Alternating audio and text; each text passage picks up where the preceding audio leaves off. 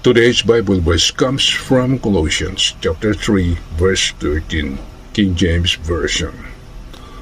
Forbearing one another, and forgiving one another, if any man have a quarrel against any, even as Christ forgave you, so also do ye.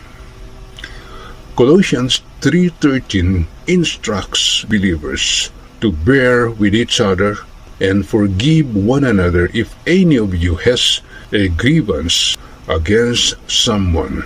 Forgive as the Lord forgave you.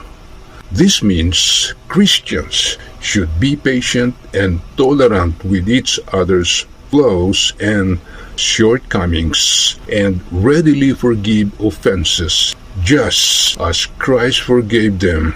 Forgiveness in this context involves letting go and resentment and bitterness towards those who have wronged you.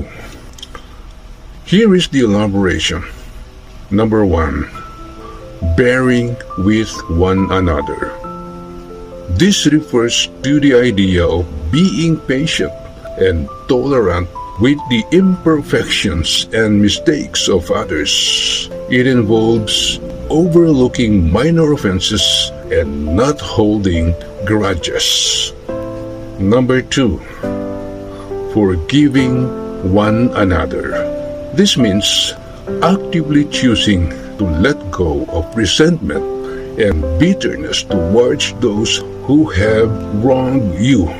It means releasing them from the debt of their offense against you.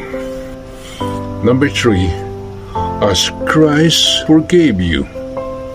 This is the key motivation for forgiving others, because Christ freely and fully forgave believers their sins. They should extend that same grace to others. Number 4. Forgiveness is not optional. It's a command, not a suggestion, for believers to practice. Number 5. Benefits of forgiveness. Forgiveness promotes unity and peace within the Christian community, preventing bitterness and division. It also frees the forgiver from the burden of holding onto negative emotions. Amen.